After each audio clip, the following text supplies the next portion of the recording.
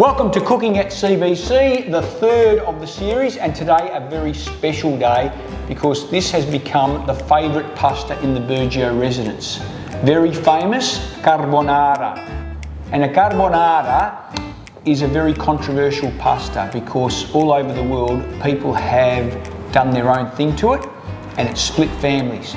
So I've never seen bullying as bad online as when they put up cooking videos, and there are a million critics and also that's not how you make it. So I just want to be sure that all the viewing audience out there understand this is carbonara alla Burgio. So this is the way I make it, and this is the way I saw it made in Italy very authentically. And today I'm joined by Sebastian. Hi, yeah. And Matteo, who are going to be my offsiders. And their main job today is to grate some cheese, and hopefully it'll only be cheese and not bits of finger. So they're going to be helping me today, and then they are going to be the tasters. So, here we go. The boys have washed their hands unbelievably 4 or 5 times. We will now get into our cooking gear.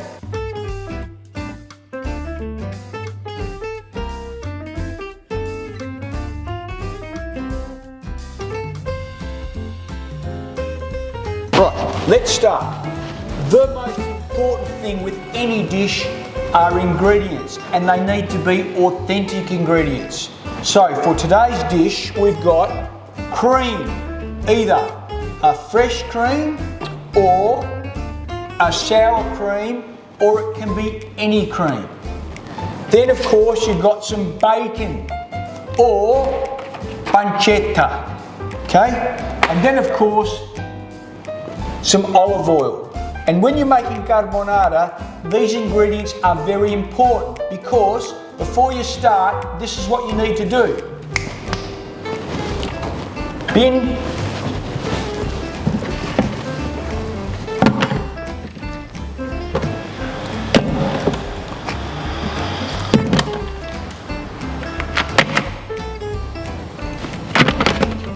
And now you get the proper ingredients. Pupo.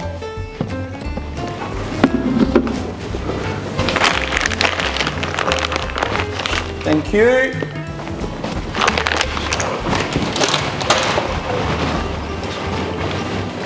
Thank you. Right.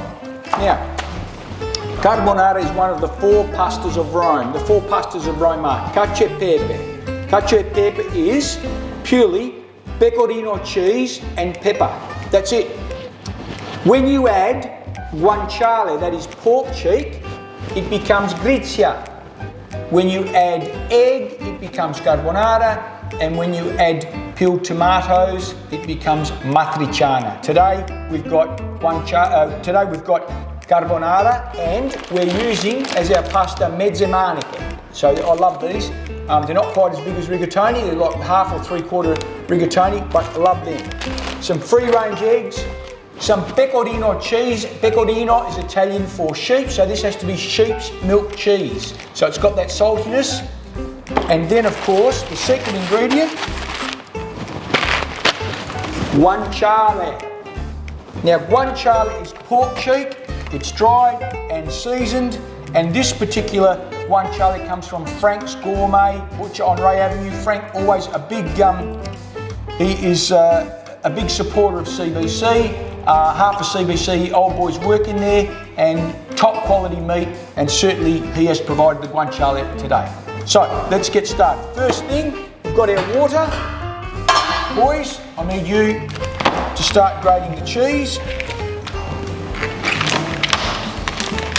So you can go off camera, grab yourselves a board each, use whichever grater you want. And I need to have a mountain of pecorino grated cheese when you come back. Can you do that for me? Yep. Excellent. Next thing, we've got our water in here. Water's on heat. Some salt.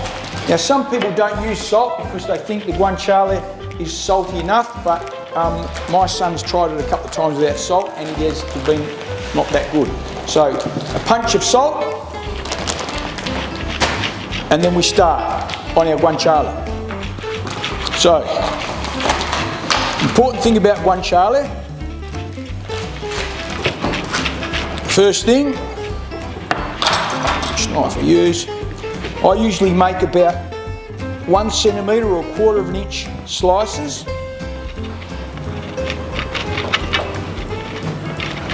And you see the guanciale has got plenty of lard in there, and that's where the flavour will come from. Now Mrs Burgio was not a big pasta eater before we went away, and now she demands it at least once a week. And it's one of our favourite meals every week. I sit down with my granddaughter Lavella and my daughters Olivia and Rosie, my son Sevi, and the partners of my children, and we have a great time. So once we've got the guanciale sliced, the first thing we take off is the rind. Okay, so we can take that off, and we don't throw it away because we will put that in the pan just to sweat some of that lard off, because that'll help with the lard that we're going to add to our mixture. How you going with the cheese, boys? Good. Any injuries yet? No. Good, let's keep it that way. And the great thing about these pastas also, like the aglio olio peperoncino, which we did during COVID, probably about 15 minutes from start to finish. So a very easy pasta to make, and well worth the work, and certainly the taste is outstanding. Once we've got all the rind off, we then just slice up into little cubes, or not quite cubes. Mrs Burgio, you've been doing some maths, or where is she? She's gone, she's not here. I guess these are called rectangular cubes. A mountain of cheese we need. What we won't use in the mixture, we can then use later on. Okay, that in there. Still got a fair bit of fat, and then importantly,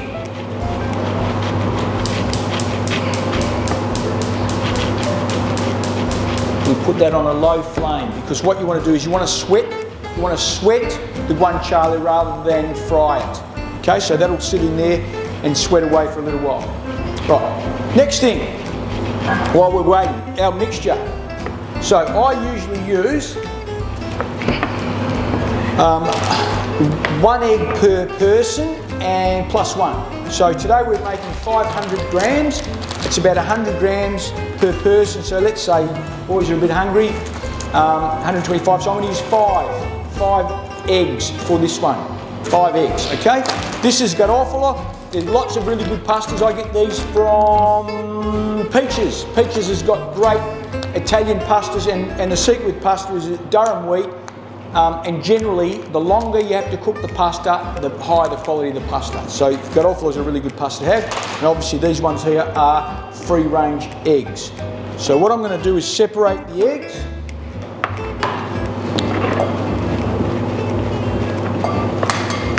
And I've been told that if I keep the whites, Miss Walker and Miss Kalani can use the whites later on to create an omelette or pavlova, whatever you do with egg whites. Now some people put the whole egg in. The way I was taught was just the yolk. So we'll do it the way I was taught, but obviously it's not a critical factor, I guess, and you can do whatever suits.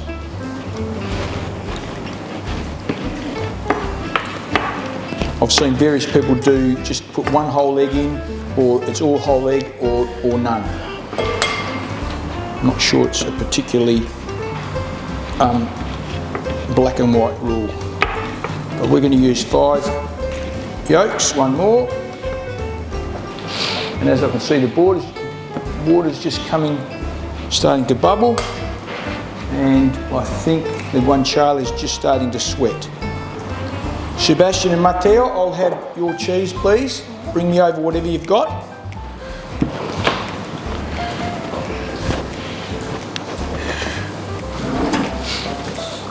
leave it there. Well done, boys.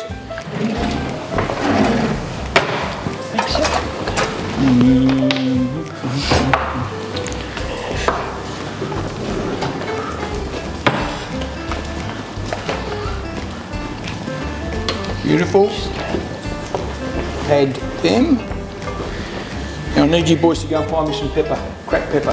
Now if you're really, really authentic, you'd get some whole grain pepper. You'd then give it a bit of a toast, and then you could grind it up in a mill. All right, but we're a little bit short of time this morning, or this afternoon, as I say. So we'll just go the easy way. We've got some cracked pepper. Right, pepper. Plenty of pepper.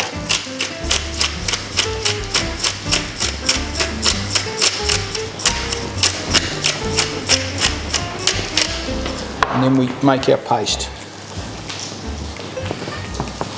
Okay, this is a tiny bit dry, but what we're going to do later, we'll add some pasta water and get it a bit creamier. And the more water you add, the creamier it gets. Our water's boiling. So, here we go.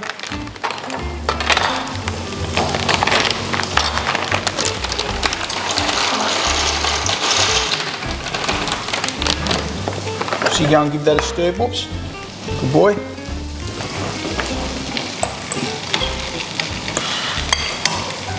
Okay, how are we going there? That's beautiful. Well done.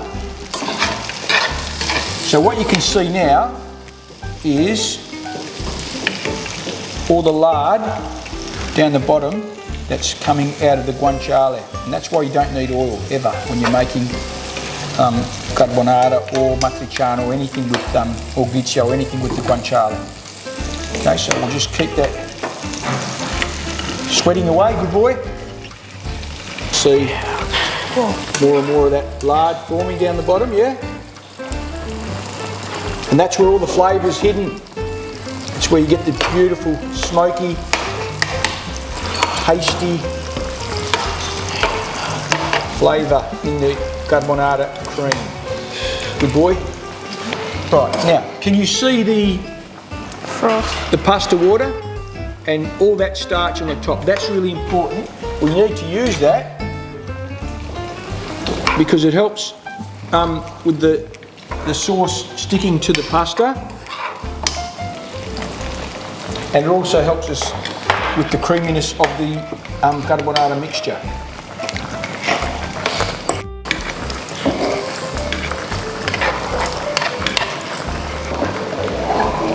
Alright, let's see how we're going there.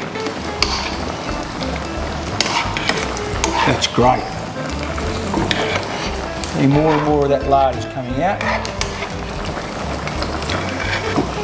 Now again, this is, I see it on some videos and it's really, really crispy. I don't like it too crispy, I like it still a bit chewy. My son, he likes it really crispy, so we always argue about how long, but I think that once it's too crispy, it's just a bit too crunchy. So I like it a bit chewier. Sebastian's doing a great job with the pasta. Now in a moment what I'm going to do is remove the guanciale from the lard.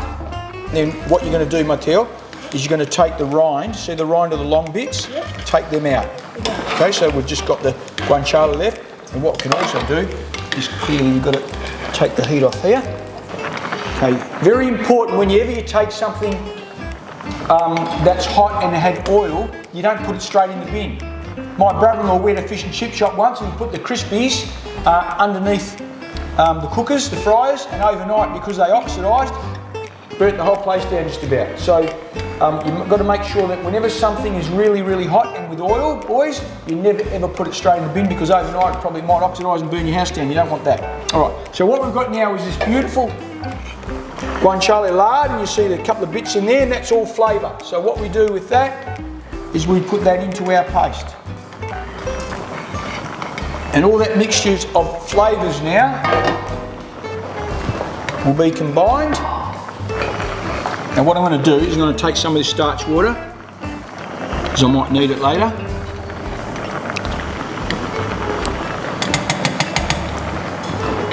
Blow first. Ready? Sure? Sure. A bit more. Alright. Tiny bit more. Yep. Now, one of the things you've got to be very careful about, boys, water, as I said before, water can only get to 100 degrees, steam can get to several hundred degrees. So, the most dangerous burns are steam burns. So, when you take your pasta over to your strainer, your colander, make sure you're right away from the rising steam because it'll take the skin off your face. Right.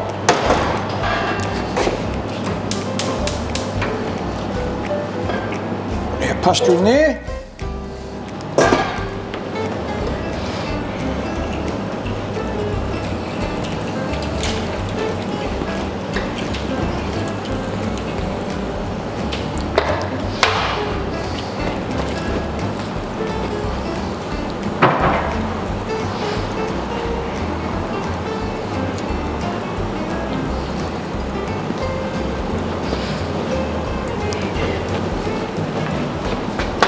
Right, and away we go.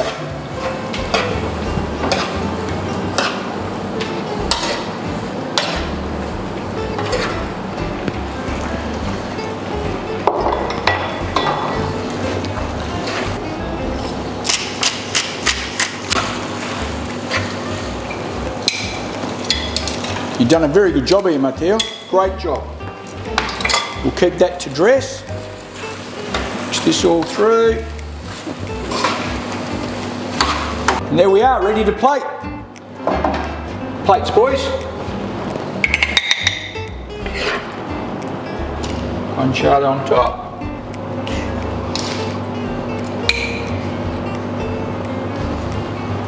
One more bit for you, Matteo. And then a little bit of una spolverata.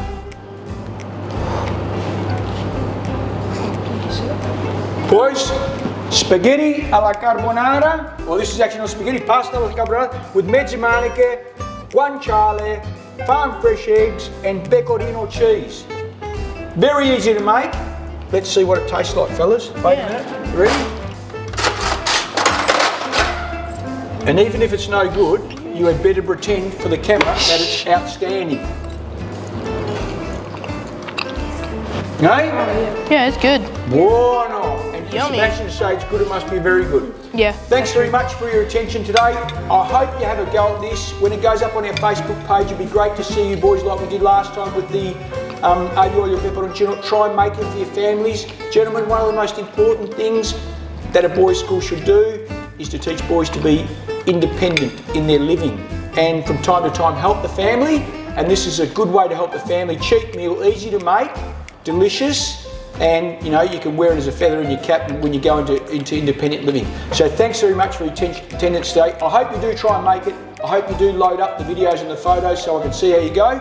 Good luck, God bless, love yous all. Till next time. See ya.